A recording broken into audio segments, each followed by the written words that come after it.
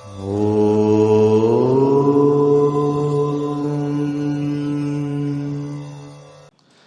Numerology நேயர்களுக்கு சதீஷ் ராவின் வணக்கங்கள். இந்த பதிவில் நம்ம ஒன்ஸ் அகெயின் வியாபார பெயரின் இம்பார்ட்டன்ஸை பற்றி பார்க்க போகிறோம். நம்ம ஏற்கனவே நிறைய வியாபார பெயர் எந்த அளவுக்கு முக்கியத்துவம் வாய்ந்தது, அதை எப்படி அமைக்கணும் அப்படிங்கிறத பற்றியெல்லாம் நிறைய தகவல்கள் சொல்லியிருக்கோம். நம்ம சேனல்லேயே அதற்கான பதிவுகள் இருக்குது. நீங்கள் ஒவ்வொரு பதிவாக பார்க்கும் பொழுது உங்களுக்கு புரியும். அதில் ஒரு வியாபார பெயர் நிறைய நேரங்களில் என்னுடைய கிளையண்ட்ஸ் என்கிட்ட கேட்கக்கூடிய கொஷின் நான் வியாபார பெயரை ரொம்ப ஜாக்கிரதையாக பார்த்து தான் அமைச்சேன், ஆனால் எனக்கு வெற்றி கிடைக்கல அப்படின்னு சொல்கிறாங்க. வியாபார பெயரை எண்கணித ரீதியாக நீங்கள் அமைக்கும்போது எல்லா மனிதர்களும் ரொம்ப இயல்பிலேயே செய்யக்கூடிய தவறு என்னென்னா, அவங்க தன்னுடைய பெயர் எந்த அளவுக்கு பொருந்தி இருக்குங்கிறத பார்க்க விட்டுறாங்க. ஒரு வியாபார பெயரை அமைக்கும் பொழுது ஏன் அந்த வியாபாரியினுடைய பெயரும் சரியாக அமையணும் அப்படின்னு கேட்டிங்கன்னா, உங்கள் வியாபாரம் நன்றாக சம்பாதித்து கொடுக்கக்கூடிய பணத்தை நீங்கள் அப்படியே தாரவாத்து இன்னொருத்தவங்கள்ட்ட கொடுத்துட போகிறதில்ல, ரோட்டில் தூக்கி போட போகிறதில்ல. நீங்கள் தானே உங்கள் பாக்கெட்டில் வச்சுக்க போகிறீங்க, நீங்கள் தானே வீட்டுக்கு எடுத்துகிட்டு போக போகிறீங்க. அதற்கான அமைப்பு இருக்கணும் இல்லையா? இப்போ ஒரு வியாபாரம் சம்பாதிக்குது, ஆனால் அந்த வியாபாரம் ஒரு கிளையண்ட்டே என்னை பார்த்த நிகழ்வை நான் சொல்கிறேன். தன்னுடைய ஒரு கால் டாக்ஸி நிறுவனத்துக்கு பேர் வைக்கிறதுக்காக என்னை அணுகிறாரு. அவருக்கு நான் பேரும் அமைச்சு கொடுக்கும் பொழுது இந்த இந்த முக்கியமான விஷயத்த சொல்கிறேன். ஏன்னா அவருடைய பெயர் சரிவராத அமைப்பில் இருந்துச்சு. அப்போ இந்த மாதிரி பெயர் எண் அமைந்து இருந்துச்சுன்னா உங்களுக்கு அது சிக்கல்களை தருங்க, நஷ்டங்களை உண்டாக்குங்க அப்படின்னு. அப்போ அவர் கேட்ட கேள்வி, எனக்கு வியாபார பெயர் சரியாக அமைச்சு கொடுத்துருக்கீங்களான்னு. வியாபார பெயர் ரொம்ப 100% ப்ராஃபிட் தரக்கூடிய வகையில் இருக்குங்க அப்படின்னு. அப்போ அது போதும் சார் அப்படின்ட்டு போயிட்டார். நான் அவர்கிட்ட மேற்கொண்டு ஏதாச்சும் சொல்ல வந்தேன்னா, நம்ம ஏதோ கன்சல்டேஷன் ஃபீஸை வாங்குறதுக்காக சொல்கிறோமோன்னு நினச்சிக்குவாரு. நான் எதுவும் சொல்லலை.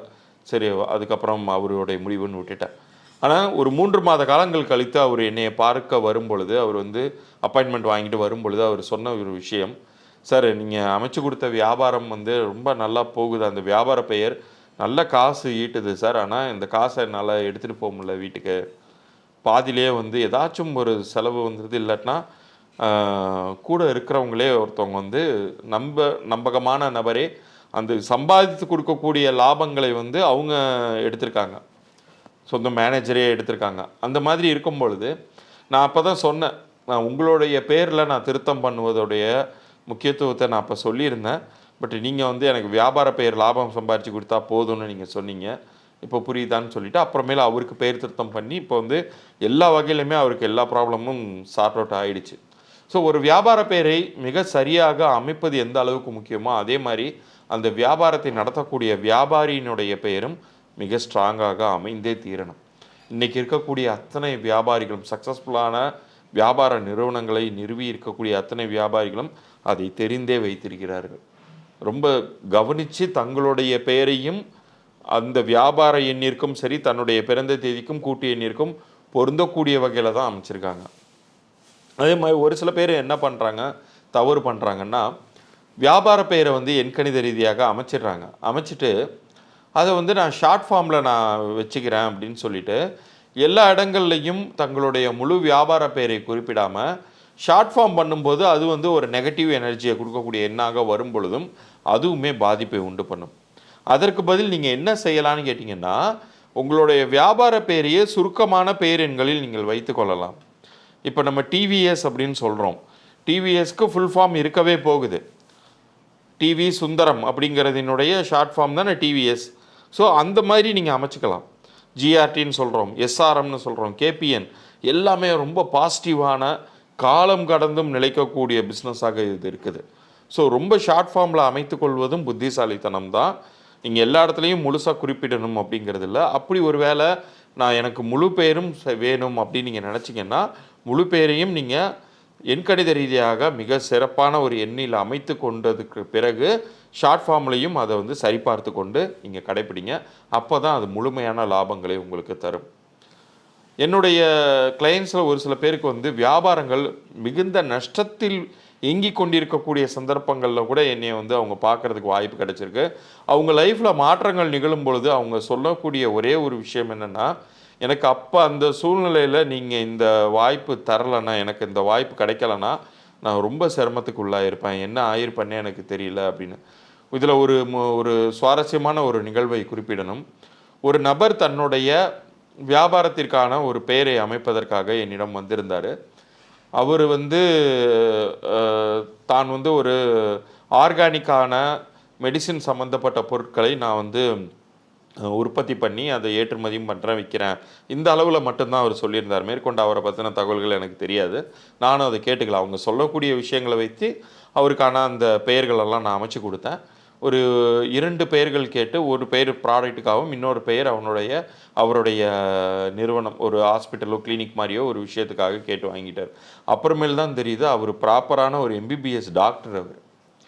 அவரு என்னைய சந்திக்கும் பொழுது, எந்த அளவுக்கு பண சிக்கல்கள்ல இருந்தாருங்கிறத, பின்னாடி அவர் சொல்லும்போது தான் எனக்கே தெரிஞ்சுச்சு. கிட்டத்தட்ட ஒரு 100 நாட்கள் நான் எப்போதுமே அது ஒரு 3 மாத காலங்கள் எடுத்துக்க சொல்லுவேன். அந்த பெயர் வந்து பலன் தருவதற்காக. ஒரு 90 நாட்கள் முடிந்து அவர் என்ட்ட சொல்லும்போது என்ன சொல்றாருன்னா, "நான் வந்து அ அகலக்கால் வச்சு நெறைய இடத்துல கிளினிக் ஓப்பன் பண்ணிட்டேன் சார். நான் உங்கள சந்திக்க வரும்பொழுது. ஏகப்பட்ட கடன் ஆயிடுச்சு. எனக்கு கிளினிக்கும் ஒரு பக்கம் பெருசா ஓடல. கடன் மாசம் மாசம் வருமானத்தை தாண்டி நான் டியூ கட்ட வேண்டிய சிக்கல்களுக்கு உள்ளாகி, எல்லா வகையிலயும் நான் மாட்டிக்கிட்டேன். ஆனா, உங்கள்ட்ட பேர் எடுத்ததற்கு பிறகு ஆனா, அவர் பண்ண ஒரு ரொம்ப புத்திசாலியான ஒரு விஷயம் என்னன்னு கேட்டீங்கன்னா, நான் சொன்ன அத்தன விஷயத்தையும் கடைபிடித்ததோட, தன்னுடைய பெயரையுமே திருத்தம் செய்து கொண்டார். அவர் ஒரு 90 நாட்கள் கழித்து என்னை சந்திக்கும் பொழுது, அ அவர் சொன்ன விஷயம் என்னன்னா, "எனக்கு வந்து இந்த பெயர் வந்து ரொம்ப பெரிய அளவுக்கு பலன் தரும்னு நீங்க சொன்னீங்க. அகலக்கால் வைக்கிற அளவுக்கு வந்து அது பலன் தரும்னு சொன்னீங்க. ரொம்ப ஒரு ஆட வச்சுரும் நம்மள, மிஞ்சி ஆட வச்சுரும். அப்ப எனக்கு பெருசா நம்பிக்கை இல்ல. ஆனா, இப்போ எனக்கு வருமானம் வரும்பொழுது அது எனக்கு புரியுது சார்." அ அப்படின்னு சொல்லிட்டு, அகலக்கால் வைப்பதற்கான ஐடியாவையுமே என்ட்ட கேட்குறாரு. இப்ப என் கையில சர்ப்ளஸா அமௌண்ட் வந்துருச்சு, நெறையா வந்துருச்சு. நான் வந்து ஒரு ரொட்டேஷன் விடலாமா பணத்த? அப்படின்னாரு. வட்டிக்கு குடுக்கலாமான்னு. தயவுசெய்து அந்த தவற செய்யாதீங்க. உங்களுடைய வியாபாரத்தை மறுபடியும் எக்ஸ்டெண்ட் பண்ணிக்கோங்க. அத வேணா பண்ணுங்க அப்படின்னு சொன்னேன். ஸோ ஒரு வியாபார பெயர் ஒரு மனிதன் எவ்வளவு கடன் சிக்கல்கள்ல இருந்தாலும், அவனை மீட்டு கொண்டு வரும். அந்த வியாபாரத்தையும் பெருகச் செய்யும். அவருடைய பெயரும் எண்கணித ரீதியாக சரியாக இருக்கிற பட்சத்தில. அதே மாரி உங்களுடைய அ வாரிசாக நீங்க ஃபியூச்சர்ல யாராச்சும் ஒருத்தவங்க இந்த வியாபாரத்த எடுக்க போறாங்க அப்படின்னு நீங்க நெனச்சிருந்தீங்கன்னா, அவங்களுடைய பிறந்த தேதிக்கும், பெயருக்குமே இப்பவே நீங்க பார்த்து அந்த வியாபார பெயர அமைத்துக் கொள்வது ரொம்ப ரொம்ப முக்கியங்க. ஏன்னா நீங்க வாழ்ற காலம் வரைக்கும், நீங்க அந்த வியாபாரத்தை பார்த்துக் கொள்ளக்கூடிய காலம் வரைக்கும் அந்த வியாபாரம் வந்து செழிப்பா இருக்கணுங்கிறது கிடையாது. உங்களுக்கு அப்புறமும் கூட அந்த வியாபாரம் நிலைத்து நிற்கலாம்.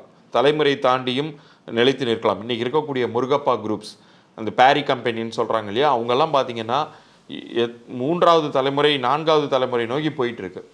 ஸோ, அது மாரி ஒரு சில நிறுவனங்கள தான் நீங்க பார்க்க முடியும். எல்லா நிறுவனங்களையும் டிவிஎஸ் சொன்னேன் இல்லையா? அது மாரியான நிறுவனங்கள்லாம். ஸோ, அது மாதிரியான ஒரு அமைப்பு உங்களுக்கு வரணும்னா, உங்களுடைய குடும்ப உறுப்பினர்கள் அடுத்து இவங்க இந்த வியாபாரத்தை பார்த்துக்கக்கூடிய இடத்துல இருப்பாங்க, அப்படின்னு சொல்லி நீங்க நெனச்சீங்கன்னா, அவங்களுடைய பிறந்த தேதியும் ஆரம்பத்திலே பார்த்து வியாபார பெயரை அமைத்துக் கொள்வது ரொம்ப ரொம்ப முக்கியம். ஸோ, இப்போ உங்களுக்கு இந்த பதிவுல நெறைய தகவல்கள் நான் சொல்லியிருக்கேன். மீண்டும் அடுத்த பதிவில் வியாபாரம் எண் சார்ந்த மேலும் சில விஷயங்களை பற்றி பேசுவோம். நான் ஏற்கனவே சொன்னது மாதிரி, உங்களுடைய பெயர், வியாபார பெயர் பத்தி தெரிஞ்சுக்கணும்னா, நீங்க நம்ம சேனல சப்ஸ்கிரைப் பண்ணி, ஸ்கிரீன்ஷாட்டோட அதற்குரிய டீட்டெயில்ஸ எனக்கு வாட்ஸ்அப் பண்ணுங்க. உங்களுக்கான பதிலை நான் 3 நாட்களுக்குள்ளார அனுப்பி வைக்கிறேன். நன்றி, வணக்கம்.